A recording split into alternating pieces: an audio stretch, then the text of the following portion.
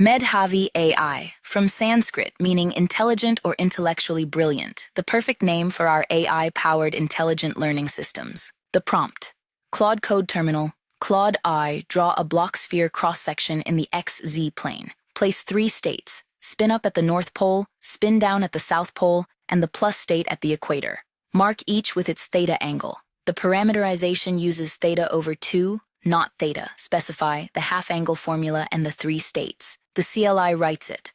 Read before running. Find the parameterization line. It should read cosine of theta over 2, theta divided by 2, for the spin-up amplitude. If it reads cosine of theta, the states land in the wrong positions. Spin up at the North Pole is theta equals 0, so cosine of 0 over 2 equals 1. That is the only amplitude that puts probability 1 at the North Pole.